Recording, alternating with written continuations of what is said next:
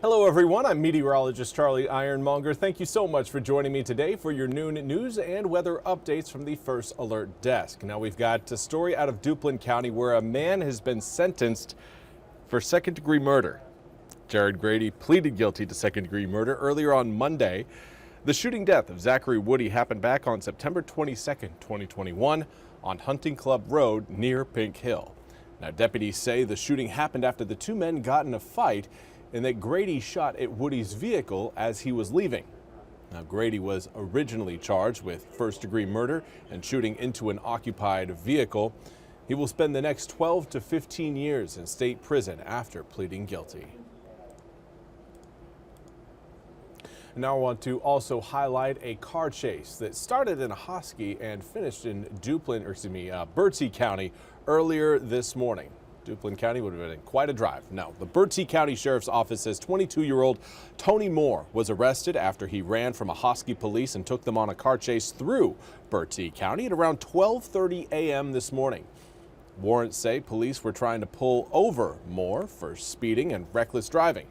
Now, Moore had gotten out of his car after crashing and ran from officers on foot, according to warrants.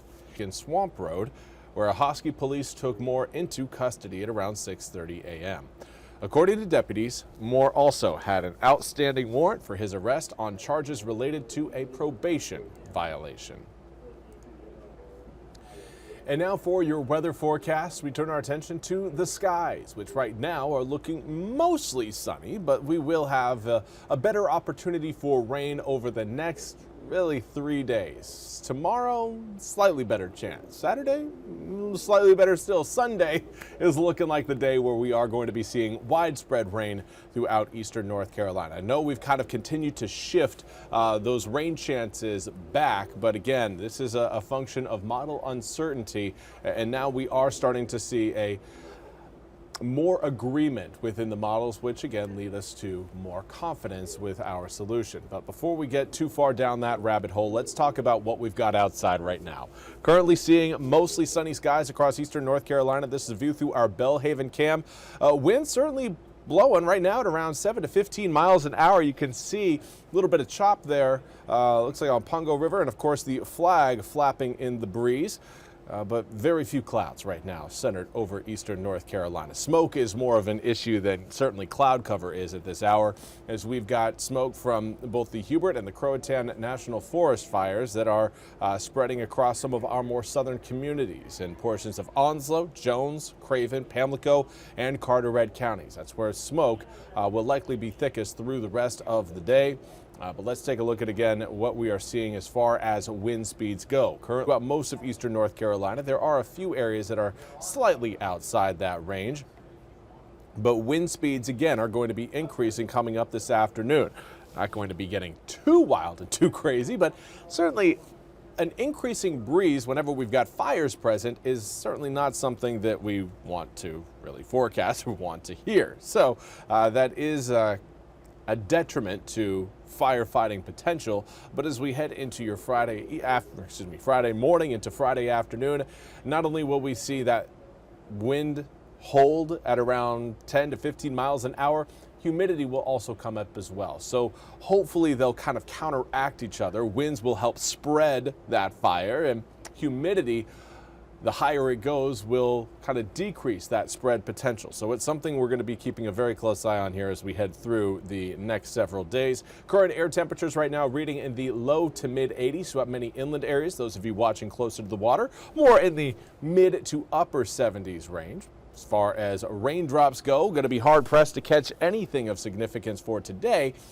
Tomorrow, we get a slightly better chance of a few drops in the area. Not only because cloud cover will become more present, but also we're going to have the first of what will end up being 3 fronts that'll move over the east coast of the United States. We get that first one coming in Friday evening to Friday night. Here's a picture by the time we get to around 8 o'clock. Again, some showers and some thunderstorms present over eastern North Carolina, but those showers and storms, again, tied to a weak frontal boundary, so as we get later into the evening, those showers have the distinct opportunity to possibly fade away. That will leave us with a fairly dry start to Saturday. Not completely dry. There will be a few showers around, but we'll see heavier rain show up as the tail end low pressure system and cold front you're actually seeing across the Dakotas, extending now down into portions of Nebraska.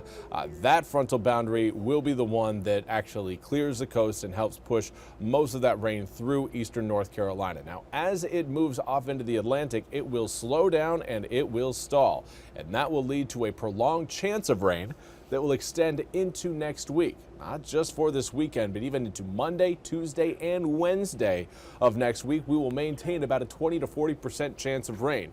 Now, those rain chances, again, are expected to decrease slowly, but we will still maintain that opportunity for raindrops, which again is encouraging. All of eastern North Carolina right now is in need of a little bit of some extra rain. Right now we are looking at a deficit of rain across the area, so seeing again multiple days where we've got pretty decent chances of rain is certainly encouraging. 85 coming up for tomorrow, 84 on Saturday, and then we're into the mid 70s on Sunday as cloud cover and rain really start to take over the show. Overnight lows will dip back down into the upper 50s to low 60s, which will again bring humidity down a touch as we head into next week, but we will be warming back up into the low 80s as we approach next Thursday and Friday. Well, that's all we have time for today's 1 p.m. news and weather update from the First Alert Desk. I want to thank you all so much for joining me today. We'll be back with more news and weather coming up at the top of the hour. Until then, I hope you all have a wonderful Thursday.